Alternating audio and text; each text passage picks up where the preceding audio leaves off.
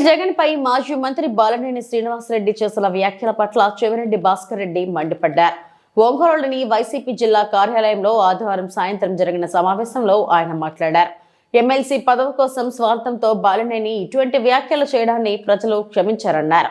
వాసన్న మంత్రిగా ఉన్నప్పుడు వైసీపీ చేసిన విద్యుత్ కొనుగోలు ఒప్పందం చారిత్రాత్మకమని ఆయన చెప్పలేదా అని ప్రశ్నించారు. ఎంత గొప్పగా తన మంత్రిగా ఉన్నప్పుడు రాష్ట్రానికి మేలు జరిగిందంటే విద్యుత్ చరిత్రలోనే ఒక చారిత్రకమైన ఒప్పందం జరిగింది.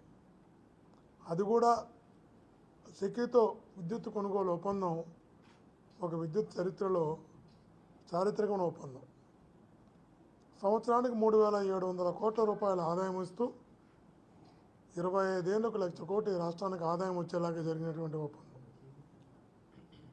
చంద్రబాబు నాయుడు గారు ముఖ్యమంత్రిగా ఉన్నప్పుడు జరిగినటువంటి ఒప్పందంతో పోలిస్తే ఈపీపీఏలో 50% కన్నా తక్కువతో ఒప్పందం జరిగింది. ఆ రోజు ₹4.50 ఆ రోజు ఒప్పందం జరిగితే అది ఇంటర్ స్టేట్ ట్రాన్స్మిషన్తో కలిపి. ఈరోజు అదే ఈయన మంత్రిగా ఉన్నప్పుడు జగనన్న ముఖ్యమంత్రిగా ₹2.48 అప్పుడు ఇంటర్ స్టేట్ ట్రాన్స్మిషన్ ఏదైతే ఉందో ₹4.5 చంద్రబాబు గారు ముఖ్యమంత్రిగా ఉన్నప్పుడు చేసిన కొనుగోలుకి అదనంగా ఇంటర్ స్టేట్ ట్రాన్స్మిషన్ ఉండేది. ₹2.49 తను మంత్రిగా జగనన్న ముఖ్యమంత్రిగా జరిగిన ఒప్పందం 50% కన్నా తక్కువ, ఇన్క్లూడింగ్ ఇంటర్ స్టేట్ ట్రాన్స్మిషన్తో కలిపి. అంటే ఇంత మంచిగా జరిగిన ఒప్పందాన్ని మంచి అని చెప్పుకోలేని దీన స్థితిలో ఈరోజు కూటమి ప్రభుత్వంలో వాసన్న ఉండడం నిజంగా కూడా బాధాకరం. మేము ఎవ్వరం కూడా వాసన్న వాళ్ళకి దగ్గర అవ్వడం కోసం, వాళ్ళ మెప్పు పొందడం కోసం, వాళ్ళని మెప్పించడం కోసం, వాళ్ళకి దగ్గర ఏదో ఒక రకంగా రాజకీయంగా ఎదగడం కోసం ఈ స్థాయికి దిగజారుతాడని మేము కళ్ళలో కూడా అనుకోవాలి. మంచిని మంచిగా చెప్పుకోలేనటువంటి దినస్థితిలోకి ఆయన వెళ్ళిపోయాడు. ఈరోజు నిజంగా ఇది తన క్యారెక్టర్కి తను అనుకుంటున్నారు. జగన్మోహన్ గారి వ్యక్తిత్వాన్ని హననం చేస్తే తనను గుర్తిస్తారు, గౌరవిస్తారు, తనకు పార్టీలో ప్రాధాన్యత ఇస్తారు అనే ఒక భ్రమలో తన వ్యక్తిత్వాన్ని తను హననం చేసుకుంటున్నాడు. తన వ్యక్తిత్వాన్ని తను దిగజార్చుకుంటున్నాడు. ఈ ప్రజలందరూ కూడా అలా భావిస్తున్నారు అనే విషయాన్ని నిజంగా వాసన్న మర్చిపోతున్నాడు. ఇది మంచిది కదా, ఎందుకంటే తను నేను ఎంపీ ఎమ్మెల్యేలుగా పోటీ చేశాం, తిరిగాం. కానీ ఎవరినో మెప్పించడం కోసం, ఎవరికో దగ్గర కోవడం కోసం, ఏదో ఒక ఎమ్మెల్సీ అవ్వడం కోసమో, దానికన్నా పై పదవి కోసమో ఈరోజు మనిషి అలా దిగజారిపోతాడు మేమైతే ఊహించలేకపోయాం. ఎవరు అంటున్నారు, సార్ తన భ్రమలో ఉన్నాడు, పాపం ఆ ఎమ్మెల్సీ పదవి కూడా 9 కోట్లు ఎంత ఇచ్చి కొనుక్కునే పరిస్థితిలో ఉన్నాడు తన పాపం. అక్కడ తనకి ఆడు ఫ్రీగా కూడా ఇవ్వడం లేదు అంటే ఆశ్చర్యం వేస్తుంది. మీరు మంత్రిగా ₹2.49 ఇంటర్ స్టేట్ ట్రాన్స్మిషన్తో కలిసి ఒక బ్రహ్మాండమైన ఒప్పందం జరిగి సంవత్సరానికి 3,700 కోట్ల రూపాయలు రాష్ట్రానికి ఆదాయం రావడం, నాణ్యమైన విద్యుత్తు, పగటిపూట విద్యుత్తు ఇచ్చేలాగా ఒక ఒప్పందం కుదిరితే నా పేరులో ఇంత మంచి ఒప్పందం జరిగిందని చెప్పాల్సింది పోయి అర్ధరాత్రుల్లో నా చేత సంతకాలు పెట్టించాలంటే నేను సంతకం పెట్టలేదు, సంబంధం లేకుండా క్యాబినెట్ అప్రూవ్ చేశారంటున్నారు. మీ ద్వారా అడుగుతున్నా వాసన్న ఒకటే చెప్పినాం. 2021 సెప్టెంబర్ 10 మనకి సెక్యూ నుంచి ఒక లెటర్ వచ్చింది ప్రభుత్వానికి. ఆ మరుసటి రోజే క్యాబినెట్ ఉంది. ఆ లెటర్ వచ్చిన తర్వాత ఆ లెటర్లో వారు ఇన్ ప్రిన్సిపల్గా దాన్ని అప్రూవ్ చేస్తూ క్యాబినెట్కి తీసుకొచ్చారు. అందులో కూడా మీరు సంతకం పెట్టారు. ఇన్ ప్రిన్సిపల్గా సెప్టెంబర్ 10 2021 వచ్చిన లెటర్లో, ఇన్ ప్రిన్సిపల్గా వచ్చిన లెటర్లో కూడా సెక్యూ అంటే ఇది కేంద్ర ప్రభుత్వ తరపున వచ్చినటువంటి సంస్థది. దాంట్లో లెటర్లో మీరు సంతకం, ఇన్ ప్రిన్సిపల్గా తీసుకున్న నిర్ణయంలో కూడా మీ సంతకం ఉంది. ఆ రోజు అప్రూవ్ కాల క్యాబినెట్లో.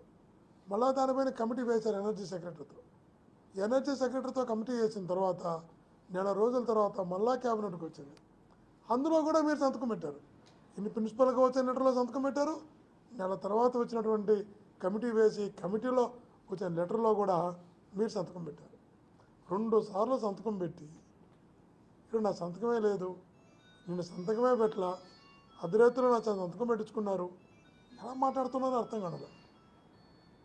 ఈరోజు చంద్రబాబు గారు కూడా అడుగుతున్నావు, చంద్రబాబు గారిని అడుగుతున్నావు, వాసరిని అడుగుతున్నావు. నువ్వు ఒక్కటే చెప్పు, అనేక నిర్ణయాలు క్యాబినెట్లోకి టేబుల్ ఎజెండా కింద వస్తాయి. టేబుల్ ఎజెండాలో కూడా పెట్టి ఈ ప్రభుత్వమైనా ఆ ప్రభుత్వమైనా కేంద్ర ప్రభుత్వమైనా కొన్ని నిర్ణయాలు కొన్ని ఆలోచనలు టేబుల్ ఎజెండా కింద కూడా వస్తాయి. కొన్ని ముందు రోజు నిర్ణయాలు తీసుకున్నట్టు ఉంటాయి. ఇవన్నీ కూడా సర్వసాధారణం. పరిపాలన నేను 10 సంవత్సరాలు శాసనసభ్యుడిగా పనిచేశాను. ఈ వ్యవస్థ మీద ఉన్న అవగాహనతో చెప్తున్నా. కాబట్టి నాకేం సంబంధం లేదు, నేను పెట్టలేదని క్యాబినెట్ అనేది కలెక్టివ్ డిసిషన్ అవుతుంది ఎప్పుడు కూడా. సరే ముందు రోజు చర్చించుకోవడము సేమ్ డే చర్చించడము ఇవన్నీ సర్వసాధారణంగా జరుగుతున్న అంశాలే. కానీ ఈ పర్టికులర్ ఇష్యూలో మీరు ప్రిన్సిపల్గా తీసుకున్న నిర్ణయంలో సంతకం పెట్టారు. 1 నెల తర్వాత పెట్టిన క్యాబినెట్ దాంట్లో కూడా మీరు సంతకం పెట్టారు. కానీ నాకు తెలియకుండా జరిగిందని చెప్పి ఇట్లాంటి సందర్భంలో కావాలని నువ్వు ఏ కుటుంబం వల్ల అయితే పైకి వచ్చావో, ఏ కుటుంబం అయితే నేను పైకి తీసుకురావడానికి బ్యాక్బోన్గా నిలిచిందో ఆ కుటుంబాన్ని ఇబ్బంది పెట్టడానికి, వ్యక్తిత్వాన్ని హననం చేయడానికి ప్రయత్నం చేయడం అన్నది నాకు తెలిసి మీ క్యారెక్టర్ మీరు దిగజార్చుకుంటానన్న విషయాన్ని మటుకు ఆయన ముందు గుర్తుంచుకోవాలి. వాసన అంటున్నాడు స్వేచ్ఛ ఎక్కడుంది, నాకు స్వేచ్ఛ లేదు. ఒక్కటే మాట్లాడుతున్నావు వాసనని. జగనన్న ప్రభుత్వంలో మీకున్న స్వేచ్ఛ నిజంగా కూడా చాలా తక్కువ మంది కూడా ఉంటుంది. ఇప్పుడు ఒకసారి ఆ రోజు ఈనాడు జ్యోతి పేపర్లను రాశారనుకుంటా, నాకు గుర్తున్న వరకు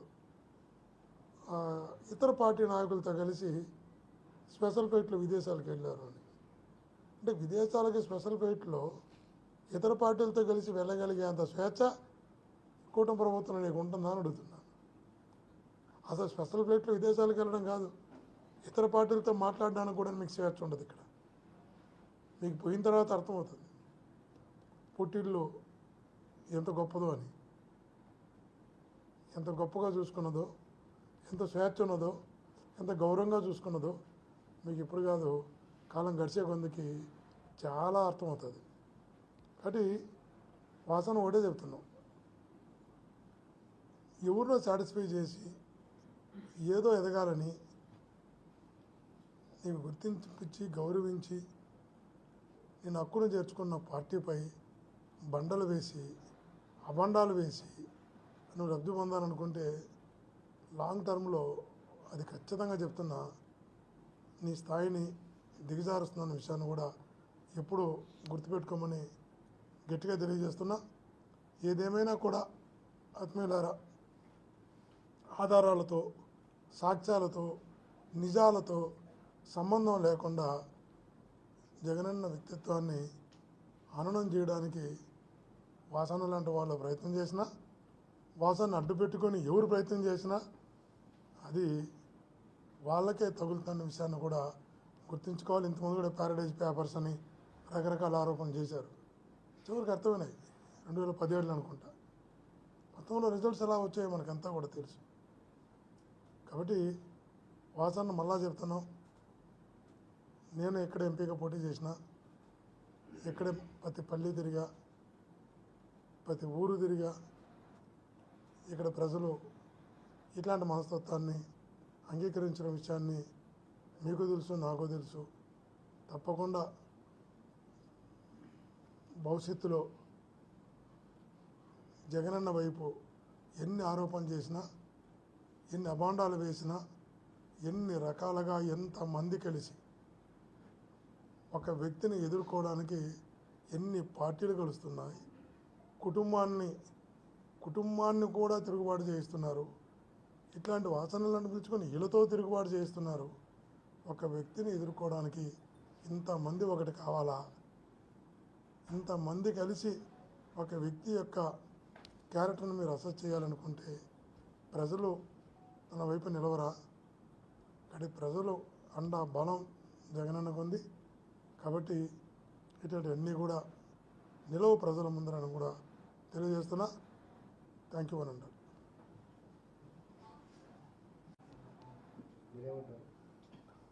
చంద్రబాబు గారు అపాయింట్మెంట్ వాసనకి ఇవ్వలేదని ఇంకా అదే ఇంకో అపాయింట్మెంట్ కోసం ఏమైనా మాట్లాడినాడేమో. చెప్పింది నిజమైతే అపాయింట్మెంట్ కోసం కూడా మాట్లాడే స్థాయికి వాసన అపాయింట్మెంట్ తీసుకోవడం కోసం కూడా విమర్శిస్తే అపాయింట్మెంట్ వస్తున్న పరిస్థితికి వాసన దిగజారిపోతాడని నేనైతే కల్లో కూడా అనుకోలే. మేమైతే ఒకటి చెప్తున్నాం మా కార్యకర్తలకు, ఇక్కడ మా నాయకులకు, నన్ను జగన్ ఇక్కడ పంపిన తర్వాత కష్టమైన నష్టమైన ప్రతి కార్యకర్తకు ప్రతి నాయకుడికి అండగా ఉంటాం. ఎన్ని రకాల మా కార్యకర్తలను ఇబ్బంది పెట్టాలనుకున్నా, మా నాయకులను ఇబ్బంది పెట్టాలనుకున్నా, వాళ్ళకి ఏ రకంగా మీరు దెబ్బకొట్టే ప్రయత్నాలు చేసినా వాళ్ళందరికీ బ్యాక్బోన్గా అండగా గట్టిగా నిలబడతాం. ఒంగోలుకి సంబంధించి